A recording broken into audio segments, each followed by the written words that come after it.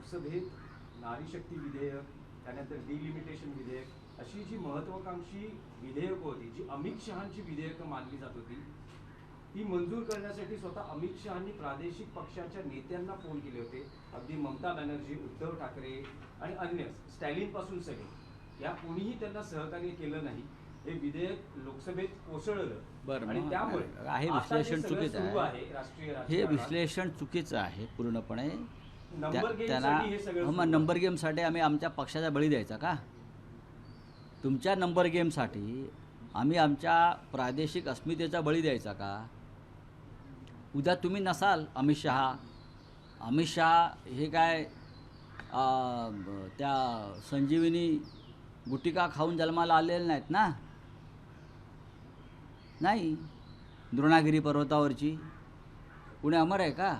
आप बोलिए सर, आपने कल एक ट्वीट किया ऑपरेशन तुड़वा, उसको लेके पुलिस ने भी लेटर दिया है कि कहा है कि सबको देखना है, और एकनाथ शिंदे की पार्टी की तरफ से संजय पाटिल हैं, किशोर पाटिल हैं, उनका बयान आया कि अगर किसी का बाप भी आ जाएगा तो वो जो एमपीज हैं उनको तुड़वा नहीं कर पाएगा। अच्छा, तुम्हारा बाप का नाम बताइए, बोलो असली बाप का नाम बताइए। हमारे बाप का नाम बाला साहब ठाकरे है। तुम बोल सकते हो तुम्हारा बाप का नाम बोल सकते हो? शिवसेना के बाप का नाम बाला साहब ठाकरे है। ये देखिए, छोड़ दीजिए, ये सब बिके हुए लोग हैं। ये पैसे के पीछे वो लोग पागल हो गए हैं। उनको ना कोई निष्ठा है, ना लॉयल्टी है। गांजा पीते हैं, नशा करते हैं और इस प्रकार की बातें करते हैं। और क्या है? आप क्यों ध्यान देते हो? आपको मालूम है किशोर पाटिल कहाँ से आते हैं? आपको मालूम है? आपको मालूम नहीं है तो आप ये सवाल नहीं पूछना चाहिए। किशोर पाटिल जैसे लोग जो है, मैं उनको नहीं पहचानता हूँ। मुझे मालूम नहीं आदमी कौन है और आप उनके नाम से मुझे सवाल पूछ रहे हो। सर, हेडलाइन चल रही है एक न्यूज़ चैनल। हेडलाइन कौन चलाएगा? हेडलाइन तो किसकी भी चलती है ना। आजकल गद्दारों की बड़ी हेडलाइन चलती है, निष्ठावान हेडलाइन नहीं चलती मीडिया में। NDTV पे चली होगी हेडलाइन। सर, आपने हमेशा राहुल गांधी की लीडरशिप को सपोर्ट किया है। राहुल गांधी का आज बर्थडे है, आपने ट्वीट करके उनको विश भी किया है। देखिए, राहुल जी देश के नेता है। राहुल जी एक लोकप्रिय नेता है। राहुल संघर्ष करते हैं, जिसकी आज ज़रूरत है। राहुल सच बोलते हैं और राहुल के लीडरशिप ने ही मोदी जी को सबसे बड़ा चैलेंज खड़ा किया है। इसलिए तो ये तोड़फोड़ चल रही है ना। 2029 में राहुल जी के नेतृत्व में हम सरकार बनाएंगे केंद्र में। मैं आपको बोल रहा हूँ, ये मोदी और शाह को मालूम है। इसीलिए तो ये पार्टी तोड़ने का जो और स्टेट तोड़ने का जो कार्यक्रम चल रहा है ना, वो वही डर के मारे चल रहा है। 2029 में हम सरकार बनाएंगे राहुल जी के लीडरशिप में, दिल्ली में, केंद्र में। ये डर है ये लोगों के मन में। इसलिए राहुल जी को आज पूरा देश, उनका जो आज बर्थडे है, जन्मदिन है, पूरा देश उनको शुभकामनाएं दे रहा है कि राहुल जी आगे बढ़ो, हम आपके साथ हैं। सर, तोड़ने का काम हो रहा है देश में, जो तोड़ने का काम हो रहा है पंजाब के बाद बंगाल के बाद महाराष्ट्र, और ये जो सारी तोड़ने का काम हो रहा है, आपके पॉलिटिकल एक्सपीरियंस से आपको क्या लगता है कि ये क्यों किया जा रहा है? तोड़फोड़ ये इसलिए कि ये बीजेपी डरी हुई है। 2029 तक वो किसी रीजनल पार्टीज़ को कांग्रेस के साथ जो काम कर रहे हैं उनको नहीं रखना चाहती। दूसरी बात, ये 8 से 50 वाला लोकसभा का आंकड़ा लेकर संविधान में बदल करेंगे। संविधान बदलने के बाद डेमोक्रेटिक सिस्टम ख़त्म करेंगे और इस देश में वो प्रेसिडेंशियल सिस्टम लाना चाहते हैं, हुकुमशाही, तानाशाही। इसलिए सब चल रहा है, लेकिन हमें होने नहीं दें। सर, कल सुनेत्रा पवार जाके अमित शाह से मिली। अब ये भी हो रहा है कि जो शरद पवार के एमपीज हैं उनको भी यही काम है ना दिल्ली वालों का, तोड़ने का। और किसको मैंने बोला ना, कल मोदी और ट्रंप की जो मीटिंग हो गई, आपने फ़ोटो देखा होगा। मोदी जी को ट्रंप को बता रहे हैं कान में, तो ये बता रहे हैं कि आपके भी एमपीज शिंदे तोड़ने को आ रहा है, सरकार संभालो आपकी। आप देखो, इस प्रकार की बातें करते हैं लोग।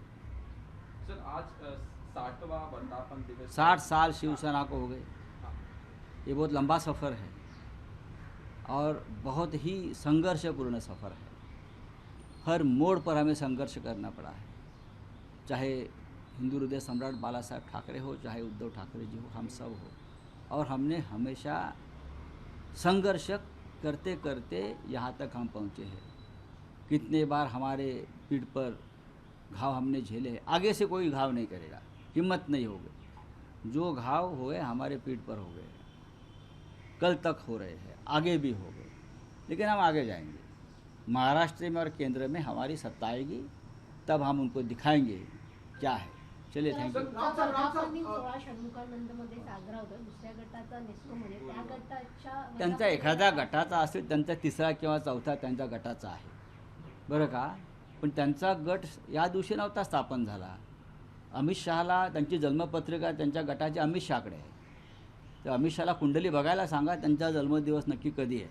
आज शिवसेनेचा वर्धापन दिन आहे. म्हणजे हिंदू हृदय सम्राट बाळासाहेब ठाकरे यांनी जी शिवसेना स्थापन केली त्याचा 60वा आहे. आता तुम्ही जे म्हणताय काय आहे, तर त्याचे जे कुंडल्या आहेत, जन्मतारखा, जन्मदाखले, जन्मवेळ, कुठल्या इस्पितळात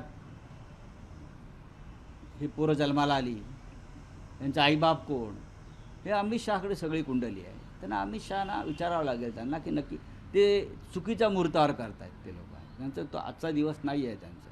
आणि खरं म्हणजे त्यांचा जो जन्मदिवस आहे हा त्यांनी एकतर सुरतमध्ये करायला पाहिजे, नाही तर गुवाहाटीला केला पाहिजे, कारण त्यांचा जन्म तिकडे झालेला आहे ना. इथे कसं काय करून चालेल.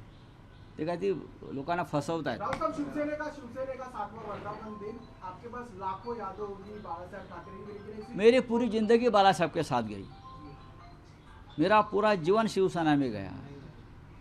हम बचपन से बाला साहब के साथ रहे, इतनी यादें हैं. एक महान व्यक्तिमत्व रहा, हमारा जैसे लोगों को उंगली पकड़कर राजनीति में लाया, यहाँ तक पहुँचाया.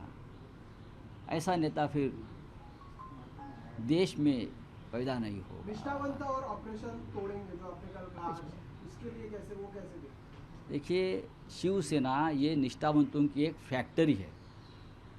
चाहे कितने भी गद्दार बेईमान निर्माण हो जाए, लेकिन उससे ज़्यादा संख्या में इस पार्टी में निष्ठावंत पैदा होते और काम करते रहते 22 हैं. तारीख को जो है, जो एमपीज आपके जा रहे हैं वो दिल्ली जाएंगे और जाएंगे। अपना समर्थन देंगे, ये जाने इस तरह की खबर आ रही है, एक पत्र भी दिया है। अरे आने दो ना, उसमें क्या है, जाने दो ना. अब वो हमारे नहीं रहे हैं, उसने अपने आप को बेच दिया है, अपनी कीमत उसने बना दी है. 50 करोड़ 60 करोड़, अभी बोला ना मैंने, अभी एक मंत्री के लिए 6 लोगों में झगड़ा चल रहा है, कौन मंत्री बनेगा.